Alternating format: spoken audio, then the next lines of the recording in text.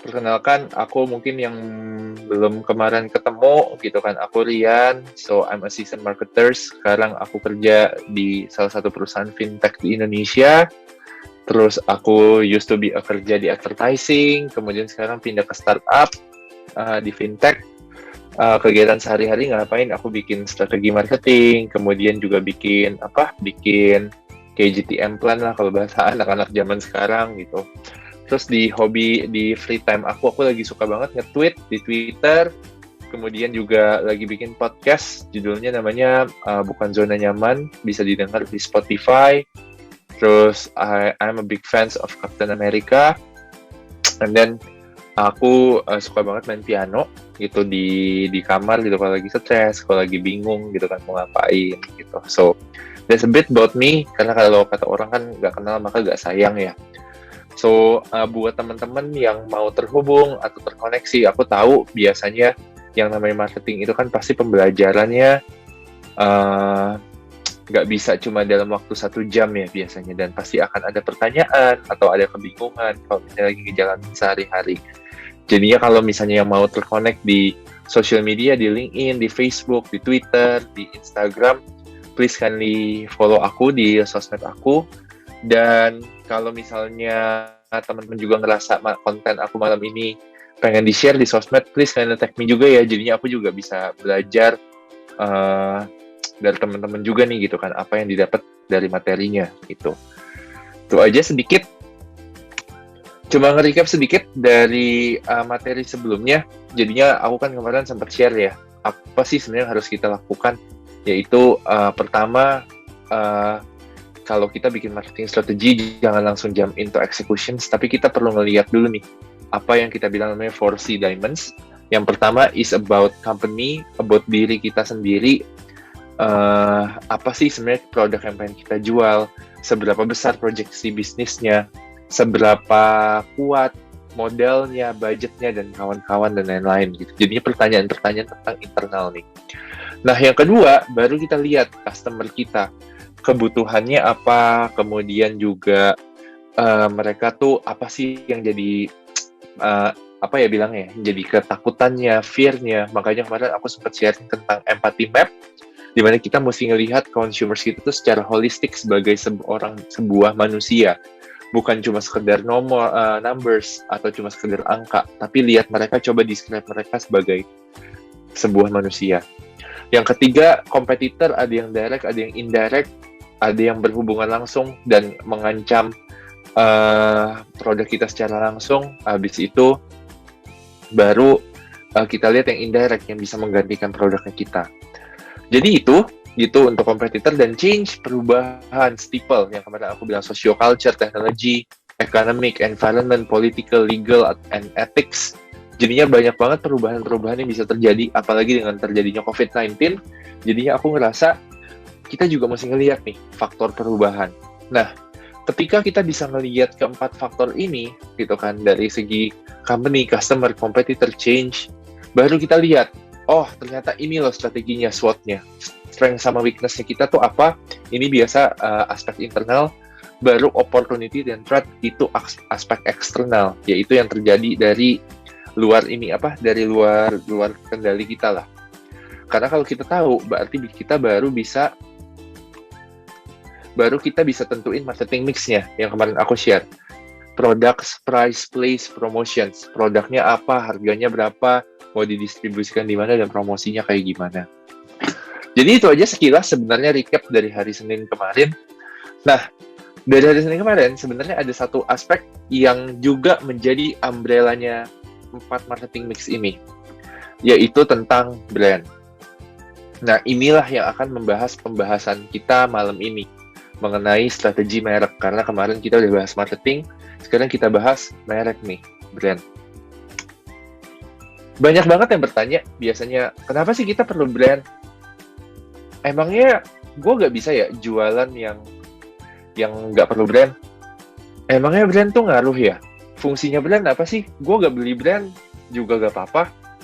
Yang penting harganya murah dan kawan-kawan dan lain-lain. I know there are a lot of questions around that.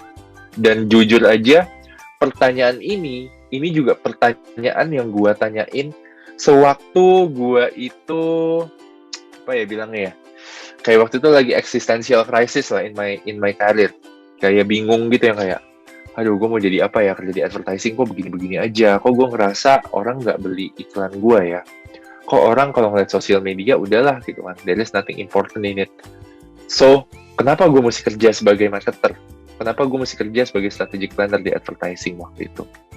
Nah, hari ini, to be honest, this is a topik yang sangat personal gitu kan, karena jujur aja, gue membagikan jawaban yang gue dapat dari kebingungan gue waktu itu.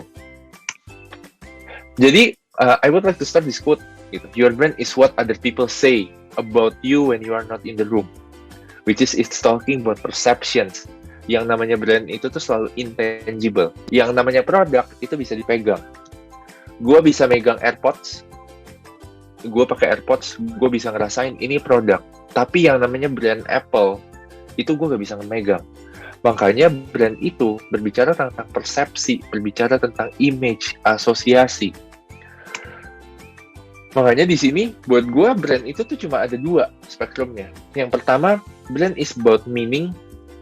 Brand itu bisa kasih apa sih buat gue? Apple. Oh, ternyata Apple bisa kasih gue simplicity in technology. Makanya all my devices are Apple. Karena gue suka banget simple, dan gue suka banget gampang banget buat operasiin Apple. I'm a really Apple fanboy. Karena ya buat gue Apple itu berarti simplicity buat gue. But meaning is meaningless if there is no experience. So how can it excites? Gimana caranya gue bisa excited terhadap sebuah brand? Makanya balik lagi kalau misalnya tadi di bagian promotions, di bagian place, itu kan biasanya touch points yang consumers tuh bisa pegang. Iya gak? Makanya biasanya tuh ada yang namanya orang bilang tuh retail store. Gimana caranya sebuah karyawan menyapa tamu pas lagi datang ke restoran, kemudian juga materi sosial medianya, itu kan akan membentuk sebuah persepsi di kepala kita. Makanya brand itu cuma bagi gue spektrumnya ada dua, meaning and experience. Memberi arti apa untuk gue, dan experience apa yang bisa di-deliver dari sebuah brand. Kira-kira begitu. Kalau orang kan ada bilang brand yang kayak penanda lah gitu kan. I think teman-teman di sini juga bisa cari di Google about brand. Tapi buat gue brand itu setelah gue pelajarin ternyata dua. Gitu. Tapi masih belum ngejawab nih. Kenapa ya gitu kan? Kok gue butuh brand? Gitu. Nah, makanya kemudian gue cari tahu lagi gitu kan. Ternyata nih brand itu ada yang namanya brand equity. Nah, brand equity itu apa? Is a marketing terms that describes a brand value. Jadinya seberapa besar nilai brand kita, and that value is determined by consumers' perception of an experience with the brand. See, it's about perception, it's about image. Jadinya sesimpel kayak kalau orang berpikir tinggi tentang brand kita, it has a positive brand equity. Dan elements dari brand equity itu ada 5. Yang pertama namanya brand awareness. Ini yang most basic. Kalau orang nggak tahu brand kita nggak eksis. Makanya yang pertama itu namanya brand awareness. Tahu nggak gitu kalau misalnya kalian dengar Adidas? Tahu nggak teman-teman kalau ngedengar tentang Logitech? Oh, tahu. Oh, pernah dengar. Tahu nggak brand yang namanya Daikin? Oh, iya tahu. Karena kalau misalnya nggak tahu, simply doesn't exist. Makanya awareness ini jangan dianggap remeh nih, teman-teman. Karena ya meskipun gitu kan kelihatannya sepele gitu, orang tahu apa enggak, tapi tetap aja kalau orang nggak tahu, our brand doesn't exist in consumers' mind. Itu yang pertama. Terus yang kedua, associations. Brand kita tuh diasosiasikan dengan apa? Adidas, mungkin diasosiasikan dengan sporty, dengan futuristic design, kemudian dengan atlet misalnya. Apple, asosiasinya apa? Simplicity, premium, teknologi, mahal, anything. Makanya asosiasi itu kalau bisa harus positif. Kenapa? Karena asosiasi itu adanya di kepala kita. Gitu. Yang ketiga, perceived quality. Perceived quality, bagus nggak barangnya? Seberapa satisfied gue ketika datang ke satu restoran and then I'm happy with the food? Seberapa satisfied gue sama ketika gue datang ke pelayanan mesin fotokopi, sama servisnya, sama hasil fotokopinya, sama makanan di restorannya, sama penerima tamunya. So that actually quality. Yang keempat, loyalty. Mau gak orang itu tuh nge-repurchase atau membeli lagi produknya kita. Yang kelima, baru ngomongin soal brand asset, yaitu logo, color, font, segala macam. After this slide, actually I will explain a bit about brand asset. Nah, makanya di sini teman-teman juga mesti tahu nih, gitu, bahwa 5 elemen itu yang membentuk orang tuh mau beli produk kita apa enggak. Nggak bisa cuma satu, tapi 5 elemen ini berdasarkan David Ecker ya. Berdasarkan David Ecker ada 5 elemen ini. Dan yang namanya aset ya bisa aja warna. Kalau inget Tokopedia, inget Gojek, warnanya hijau. Words, misalnya kayak tagline-nya Tokopedia, mulai aja dulu. Gojek pasti ada jalan. Story assets, mungkin bisa dilihat dari TV, video, iklan. Human face, biasanya brand ambassador, celebrity. Kayak misalnya kalau di Bibit, brand ambassador ada Raditya Dika, Deddy Corbuzier. Kita juga pakai KOL Jerome Pauline gitu. Human face, familiarity. Music, teng neng neng neng, itu kan pasti Tokopedia kan. Kalau Gojek yang teng neng neng, itu musik. Shape, bentuk, sound, biasanya itu suara. See, aku ngelihat ya gitu kan ya. Makanya 5 elemen ini adalah elemen yang cukup penting untuk kita bisa membuat sebuah brand yang kuat dan brand itu jadi punya value di mata orang. Nah, jadinya aku mulai ngelihat nih gitu kan setelah tahu, oh ini ya brand equity elements. 5 aspek ini loh ternyata penting. Kenapa? Pertanyaannya kenapa aset ini penting? Kenapa punya brand itu penting? Jadinya gitu, berdasarkan sebuah buku Byron Sharp, namanya Professor Byron Sharp, How Brands Grow, ada 2 aspek yang akan membentuk sebuah brand itu tuh bisa bertumbuh dan bisa punya size bisnis yang scalable.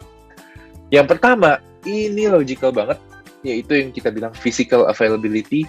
Brand ini bisa tersedia, kita bisa dapat, seberapa gampang kita dapat ini di market. Apalagi dengan zamannya handphone, taruh di Tokopedia, itu bisa dapat.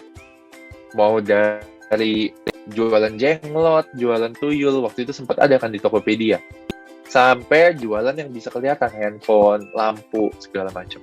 That's about physical availability, akses. Nah, yang kedua, namanya baru kita bilang mental availability. Ingat nggak kita brand ini di kepala? Makanya penting banget tadi buat brand equity elements tadi kan, awareness, associations, perceived quality, loyalty, asset. Karena semuanya di kepala, ada di mental.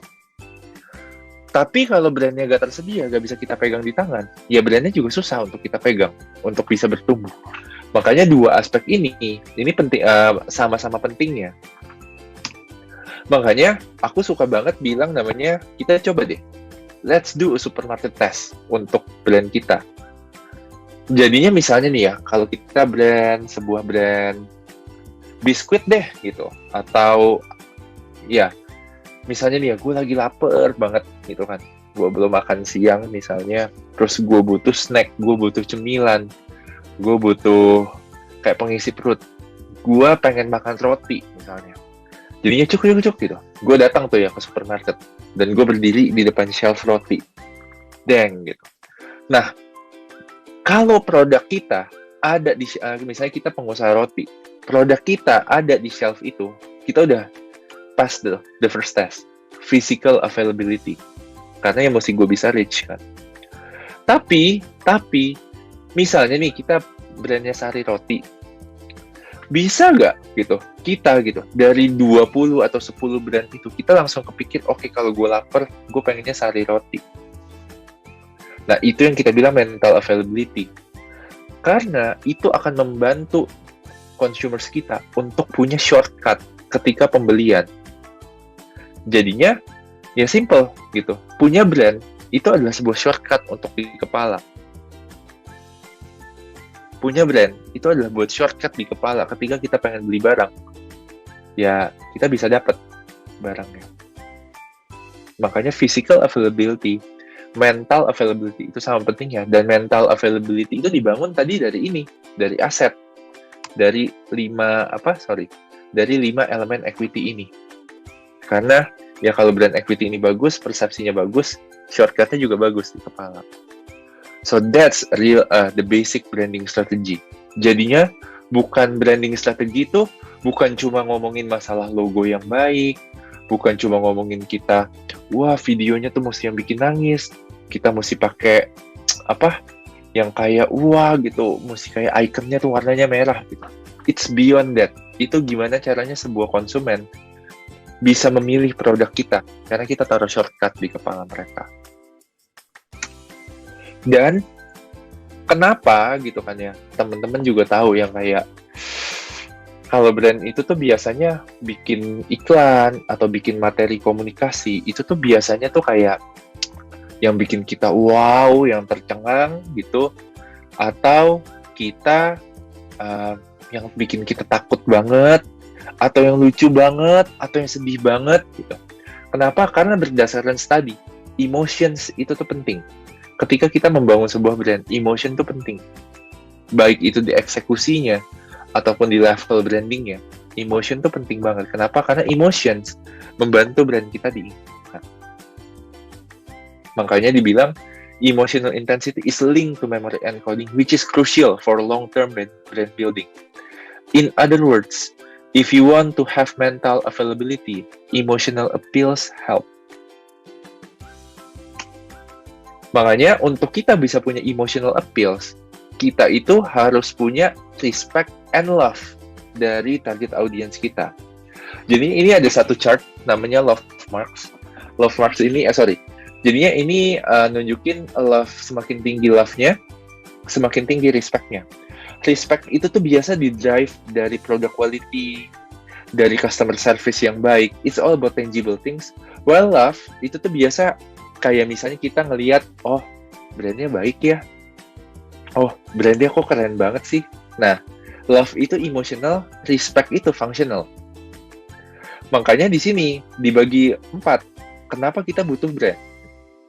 Kalau misalnya nih gitu, kita di bagian yang love, rendah respect, itu namanya commodity. Itu tuh kayak beras di pasar. Nggak perlu ada merek. Atau kayak kacang hijau. Ya nggak sih? Kayak kacang tanah, gitu, kacang merah. Kalau nggak ada mereknya ya udah. Ujung-ujungnya kita akan berperang dengan harga. Tapi gitu kan, tinggi love-nya, respect-nya rendah. Jadi orang tuh excited, tapi ternyata produknya jelek. Ya ujung-ujungnya ini cuma jadi kayak hilang langsung ke Indonesian Idol. Ya kan? Indonesian Idol tuh karena naiknya cepet selama sebulan atau 2 bulan, terus udah menang hilang. Gitu. Atau respect-nya tinggi, produknya bagus banget gitu kan ya. Tapi love-nya rendah, ya udah itu cuma jadi sekedar tempelan. Love trademark, ya udahlah gitu kan. Cuma jadi pembeda doang.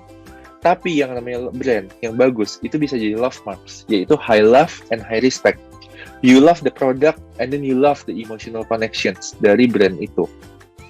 Nah, a good branding strategy itu tuh harus bisa ngarah ke love marks. Karena brand kita kan harus produknya bagus, makanya didukung sama 4Ps yang kemarin gue jelasin, dan sekarang didukung sama brand yang baik, gitu. Dan makanya kalau ditanya sekarang pertanyaannya pertama gitu kan, I know gitu kan, di sini kan kadang-kadang ada yang pengusaha startup gitu atau baru punya produk. Yang mana duluan yang harus kita achieve? Yang pasti respect dulu, karena respect itu yang bisa dipegang, tangible. Orang bisa mengexperience produknya. When people love your products, automatically people will love your products. Tapi mungkin kadang-kadang perlu kita boost. Makanya kita butuh advertising, kita butuh beriklan, kita butuh digital ads, kita butuh social media content. Untuk itu. Paham ya teman-teman sampai sini? Semoga gue ngejelasinnya nggak terlalu cepat. By the way, nanti ya kalau misalnya ada yang pengen ditanyain ya, kita bisa ngobrol di akhir ya. Contohnya gitu kan ya, kayak sepatu Lik sama sepatu Adidas. Mungkin orang sama-sama produk sepatu lari. Tapi orang kan beda kan feelingnya ketika ngedengar sepatu Lik yang kayak, oh iya, mungkin ini sepatu lokal ya, bagus gak? Ya mungkin bagus sih gitu, tapi ya kurang ya kayaknya ya. Kok gue merasa gak percaya gitu. Kalau di-compare sama Adidas yang kayak udah lama brandnya established, kemudian juga brandnya juga memang udah terbukti baik. Nah, makanya dilihat dari dua sepatu sports ini aja ya udahlah gitu kan. Kita juga bisa tahu lah kalau punya uang kita suruh pilih yang mana. Mungkin Adidas. Terus belum lagi gitu kan ya, penggunaan advertising-nya, penggunaan modelnya, bikin poster, bikin kayak paid ads gitu. Bikinnya kayak wah, ini nih kayaknya bikin lari itu jadi sebuah lifestyle ya. Mungkin gue gak bakal beli karena ads-nya, tapi at least brandnya nempel di kepala gue. Jadinya ketika gue butuh untuk beli sepatu lari nantinya, ya gue bakal pilih Adidas instead of Flick. So that's the power of brand. Nah, makanya brand yang bagus itu kan bisa menimbulkan emotions kan, tadi yang kayak gue bilang, dari setiap touch points-nya. Baik dari tempat jualannya, distribusinya, atau produknya, balik lagi ya, tergantung tipe bisnisnya kayak gimana. Dan emotions itu tuh selalu di-drive sama insight. Insight itu apa? Insight itu adalah a reason why people doing what they are doing. Alasan kenapa orang melakukan sesuatu. Karena ternyata kadang-kadang berdasarkan penelitian, orang itu melakukan sesuatu, itu tuh kadang-kadang bukan karena functional brain-nya, bukan karena otaknya gitu. Tapi karena mereka tuh di-drive sama perasaannya yang kasih actions ke otak gitu. Makanya kita, misalnya contoh gampang ya, kita tuh kadang-kadang suka malas, ya gak sih? Gue juga suka malas kadang-kadang. Kita suka down, kita suka bete. Dan ternyata perasaan kita itu membuat kita tuh malas untuk melakukan sesuatu karena kita lagi down. Nah, itu contoh simpelnya ya. Nah, ketika kita tahu alasannya kenapa kita malas, kenapa kita down, so we can hack that actually. Oh, karena bosnya rese. Oh, karena lagi putus pacar, misalnya lagi sebelum Valentine putus pacar. Tapi kita mesti ngerti dulu, kenapa? What is the impact? What is the cause of people melakukan sesuatu? Kenapa mereka melakukan apa yang mereka lakukan? Nah, insight kadang-kadang itu bukan sebuah business problems. Ini bedanya yang kemarin, antara branding dan marketing. Karena kalau marketing, kita membantu orang menyelesaikan masalahnya melalui produknya kita. Sedangkan branding itu satu step di atas, karena gitu kan, kita tahu orang pembelian itu tuh selalu dimulai dari emosinya. Makanya brand itu biasanya tatarannya tuh emosional, pemikiran, bukan yang tangible. Karena kalau tangible itu mungkin di-solve-nya sama marketingnya. Tapi marketing dan branding ini saling berkaitan satu sama lain. Semoga teman-teman paham ya. Contohnya misalnya Airbnb. Kalau ngomongin soal problemsnya ya orang kalau mau pergi ke sebuah kota, mungkin ya mereka gak dapet hotel karena harga hotelnya mahal. Dan begitu mereka mau cari hotel murah, gak dapet. Makanya Airbnb secara bisnis dia kasih solusi, ya lu bisa ngerental rumah orang. It's cheap and convenient, jauh lebih murah daripada hotel. Tapi insight-nya sebenarnya bukan ngomongin soal problem ya. Tapi insight-nya ngomongin soal traveling. Orang-orang yang benci, orang-orang yang males kalau dia itu mesti travel kayak turis. Kayak ke Bali ya, ujung-ujungnya ke Suforia misalnya. Atau ujung-ujungnya ke Cafe Del Mar. Itu kan tempat turis ya. Tapi gitu kan ya, yang gue pengen tahu tempat makan yang orang lokal tuh suka. Mungkin gitu kan, bukan ke Cafe Del Mar, tapi ya ke tempat lokal di mana orangnya suka. Gitu. Ada satu tempat di Ubud, gue lupa namanya, ada makanan Bali autentik banget gitu, and I really like it gitu. Waktu itu gue pernah ke Ubud, I hate Bali gitu, tapi makanan di Ubud itu enak banget, gue lupa tempatnya. Dan gue tahu itu dari mana? Dari ini apa? Bukan pecalang tuh, orang lokalnya lah gitu kan, ngobrol-ngobrol kayak gitu. Jadi kita bisa discover hidden gems kalau orang traveling bilang ya. So itu sebenarnya yang menurut gua mesti kita cari tahu nih untuk kita tuh bisa punya strategi branding yang kuat.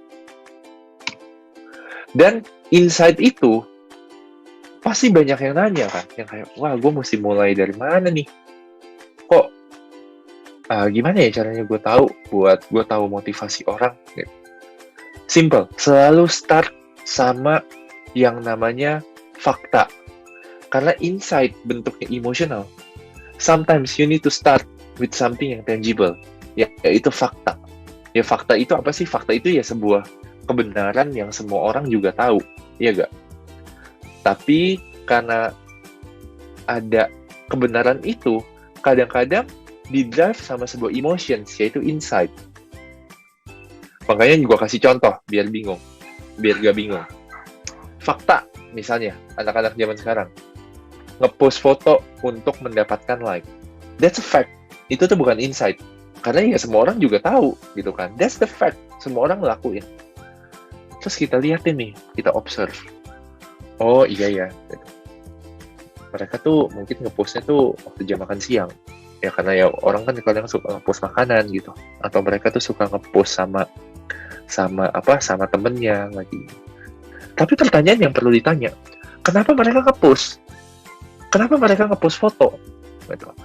Untuk mendapatkan like. Untuk mendapatkan like siapa gitu. Ternyata kalau berdasarkan ya gue ngobrol, apalagi sorry ya gitu yang cewek-cewek, kadang-kadang mereka tuh nge-post foto untuk ya dapetin people's attentions dari cowok yang dia suka gitu, atau bahkan cowok juga ya mungkin mendapatkan attentions dari cewek yang dia suka, dari gebetannya. Jadinya nggak penting ada 50 likes gitu kan, cuma like satu orang yang penting mungkin sih. Kita bisa ketemu drive-nya, we can find the emotions. Dan insight itu kadang-kadang nggak cuma satu, bisa banyak hal, bisa banyak point of view. Nggak ada yang benar, nggak ada yang salah, balik lagi. Tapi kan motivasi setiap orang kan beda-beda. Makanya that's something yang jadi drive-nya, jadi emotions-nya. Contoh kedua, fakta. Bentar lagi bulan Valentine. Yang namanya cowok, semua cowok-cowok di sini pasti suka kasih bunga ke pacar. Biasanya kalau ke pacar atau ke gebetan atau mau ditembak dikasihnya bunga mawar. Pertanyaan yang kedua, kenapa bunga mawar? Kenapa gak dikasih bunga kamboja, bunga melati gitu ya? Kenapa mawar tuh jadi sebuah tanda pernyataan cinta misalnya? Those the questions kan. Kenapa? Reason why you are buying roses for your loved ones. Ternyata selidik punya selidik. Ya kalau lu beli bunga mawar, harga bunga mawar yang import itu tuh 1 kuntum 25.000. Orang tuh kadang beli 10 kuntum, 20 kuntum just for saying I love you. Kenapa? Karena wah, lu kalau dikasih mawar, gila nih cowok, niat banget ya. Bunga mawar kan mahal ya. Iya gak sih? Makanya begitu lu dikasih mawar, lu tahu bahwa buat cewek-cewek bahwa kadang-kadang yang kayak wah, ini nih sesuatu yang serius ya, karena ya dia kasih gue tuh bunga mawar. Mahal loh, mapan loh dia. Sih, dari yang namanya fakta, yang tangible, yang bisa dipegang, kita mesti keep drilling, sampai kita bisa ketemu emotionsnya tuh apa. The reason why people doing what they are doing. Dan ya makanya namanya good insight, yang tadi gue bilang, maybe sometimes it has a clear tensions. Tensions tuh maksudnya apa? Kita pikir gitu kan ya, like yang banyak itu yang matters. Ternyata tensionnya bukan like yang banyak, tapi like dari satu orang like dari satu orang yang penting gitu. Dipikir bunga mawar adalah tanda buat menyatakan cinta, tapi kadang-kadang ternyata bunga mawar itu cuma tanda buat kasih tahu bahwa lu tuh mapan. Beda kan gitu kan, ada tensionsnya gitu kan, ada dua hal yang kayaknya tuh gak make sense gitu, tapi ternyata bisa jadi make sense gitu. Makanya satu, a good insight biasanya it has a clear tension. Terus yang kedua, it's not what a consumer does, but what drives them to do it, atau alias why, a reason why they are doing what they are doing. Answer the question why, not what, and then it creates a reason for the brand to play a role in your life. Jadinya, ya begitu. Ini ciri-ciri good insight. Terus pasti banyak yang bertanya, terus Kak, gimana Kak? Oke, saya tahu yang namanya brand, kita mesti ingat di kepala. Diingat di kepala, tandanya kita mesti punya sesuatu yang bisa evoking people's emotions. Harus bisa membuat orang tuh yang kayak ngerasa sesuatu. Setelah itu, oke, emotion drive by insights. Sekarang pertanyaannya mulai dari mana? Kita udah tahu, nanya fakta, nanya observasi gitu kan, biar kita bisa dapat insight. Caranya gimana Kak? Gampang. Ada teknik yang namanya 5 whys. Jadinya kita bertanya kenapa 5 kali. Untuk kita bisa menggali sebuah alasan. Tanya why pertama, why kedua, why ketiga, why keempat, why kelima. Biasanya ketemu, karena kita udah cukup nge-drill down. Gue kasih contohnya. Misalnya nih ya, gitu kan ya. Kita ketemu sebuah fakta bahwa orang tuh gak mau pakai bibit dan Stockbit. Kenapa? Karena gue gak mau investasi. Kenapa lo gak mau investasi? Second why. Gue gak bisa lihat untungnya sekarang. Terus, emangnya kenapa kalau lu gak bisa lihat untungnya sekarang? Apa jaminannya di masa depan gue akan untung? Oh iya? Emangnya kenapa gitu lu butuh jaminan? Karena gue takut rugi. Oh oke. Emangnya kenapa kalau rugi? Kan duit udah di tangan lu. Ya karena gue bekerja keras dan gue gak mau duit gue hilang sia-sia. Jadinya ternyata alasan untuk kita tuh gak pakai sebuah hal itu tuh mungkin karena ya kita tuh takut kehilangan, takut kayak wah kerja keras gue ternyata sia-sia nih, gitu. Nah itu sih sebenarnya cara kita buat dapat insight. Praktekin aja coba, gitu kan ya. Kita lihat sebuah fakta, kita lihat sebuah problems, and then kita coba gali terus kenapa, gitu. Itulah cara kita untuk mendapatkan insight.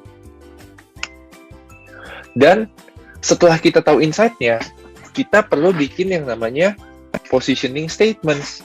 Apa itu positioning statements? Makanya, brand itu kan tadi yang kayak gue bilang, kita mesti appeal ke konsumen, kita mesti punya, kayak sebuah guideline. Karena kita satu brand itu kita nggak bisa cater ke semua orang, karena yang namanya emotions, itu tuh sifatnya personal. Jadi kita mesti appeal ke certain kind of segments, yang kayak kemarin gue ceritain. Makanya simple, brand positioning, pertanyaan yang perlu dijawab itu cuma 4. 2, who is in the consumer target? Kita tuh mau target siapa? Definitely, kita udah ngomong dari kemarin, kita mesti nge-describe mereka dengan baik. Terus yang kedua, kategorinya apa? Produknya kita mau jualan di mana? Yang ketiga, benefitnya apa? Ketika mereka mengkonsumsi produknya kita, benefitnya tuh apa? Sama yang keempat, apa support points-nya? Dari produknya kita, apa yang bisa kita lakukan untuk membuktiin bahwa you can have this benefit if you are using our products. Jadinya, misalnya contohnya, brand positioning statement. 2 healthy, proactive presenters who want to do as much for overall health as they can. Ya, orang sehat, mereka mau untuk punya kesehatan yang holistik, melakukan segala sesuatu untuk kesehatannya. Cookie-nya, ini contoh biskuitnya cookie. Grey cookie is the tasty low-fat cookie. Lihat deh, ada hal yang kayak, kok kayaknya tasty low-fat gitu. That give you the best tasting yet guilty feel pleasure. Rasanya enak, tapi bebas rasa dosa, so you can stay in control of your health. Jadinya, mungkin tension ya, bahwa mereka tuh mau menjaga kesehatannya, tapi mereka juga gak mau kehilangan pleasure-nya. Makanya, dibikinlah sebuah cookie yang rasanya enak, dan ya low fat, rendah lemak, sehat, dan ini adalah benefit yang bisa diomongin, gitu. Karena ya, inline taste test, bla bla bla, ada yang turun berat badannya, ingredients-nya natural, segala macam. Nah, penting banget buat brand kita nih bisa punya positioning statement seperti ini, biar kita tahu kalau kita bikin marketing mix yang tadi, aspek apa aja yang harus kita perhatikan. Apple, 2. Ini tensionnya tuh kelihatan banget, highly connected, fast-paced people are frustrated by the annoying complexity of technology. They need something fast, tapi it's really complex. Another tension tuh. Apple is the consumer electronic brands that simplifies technology to help you feel smarter so you can do more with every device. That's because we start with ideal consumer experience, blah blah blah. Jadinya, the reason kenapa sebuah brand atau sebuah emotions itu tuh good for brand, karena ya brand kita bisa menjawab kegelisahan atau tensionnya dari brand tersebut. Contohnya Apple, gua pengen cepet, tapi teknologi kompleks, we are simplifying it for you. Grey Cookie, gua pengen punya sehat, tapi gue juga gak mau, gak seneng-seneng, gak happy-happy. Makanya kalau ngemil yang sehat sama Grey Cookie. Karena ya kita kasih rasanya enak tanpa rasa dosa. See, ada tensionnya, brandnya masuk. Ada tensionnya, brandnya masuk. Bibit misalnya. Gua capek kerja, gitu kan ya. Gua capek kerja, gue pengen untung, tapi gue gak mau uang gue terbuang sia-sia. Dia pengen untung, tapi dia takut. Tension juga kan? Makanya bibit masuk. Investasinya gampang. Kita membuat uangmu bekerja lebih keras. Misalnya. Gojek. Banyak masalah yang gue hadapin di masalah perkotaan, tapi gue juga perlu untuk punya solusi yang bisa satu solusi yang mudah. Gojek, pasti ada jalan. Kenapa? Karena kita super app, semuanya ada di aplikasi kita. Ban lu kempes, lu bisa panggil Go Auto. Lu butuh makan, pakai GoFood. Kayak gitu. Ini contoh-contohnya ya. Makanya tensions, emotions itu tuh penting banget untuk kita membuat sebuah branding strategy. Ya.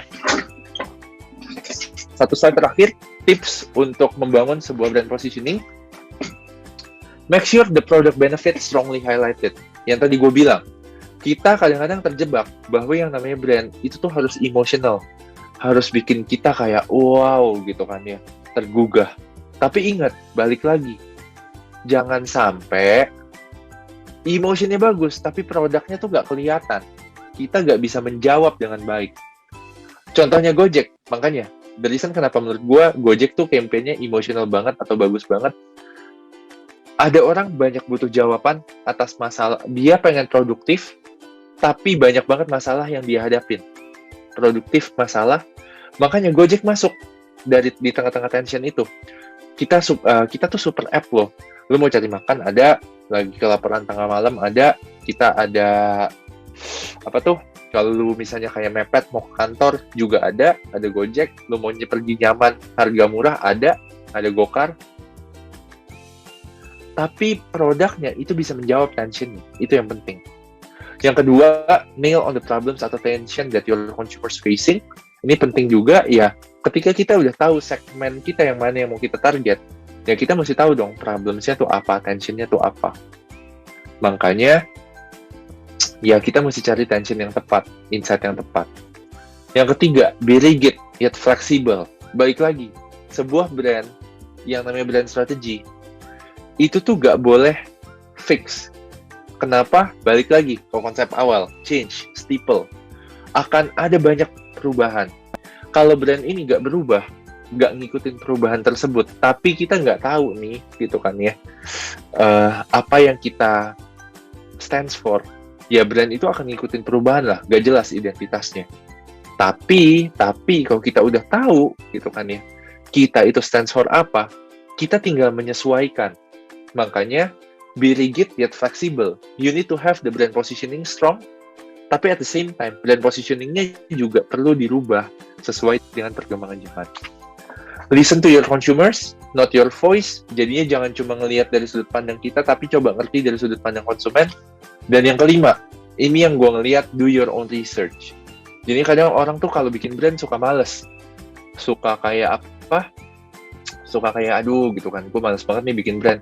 Ya udahlah, I'm just using my assumptions untuk nge-create brandnya. Ujung-ujungnya brandnya fail. Jangan begitu. Takes time, kayak yang kemarin gue bilang. Takes time, takes the process. Make sure that you are highlighting the right things. Itu yang paling penting. Itu aja tips dari gue. Thank you. Again, kalau misalnya teman-teman pengen terkoneksi gitu di sosial media gitu kan, ini ID sosial media gue semuanya sama di Instagram, di Twitter, di LinkedIn. Kalau misalnya kayak pengen nge-tag apa yang tadi teman-teman pelajarin gitu, please let me know gitu kan. Jadi gue juga bisa tahu teman-teman tuh dapatnya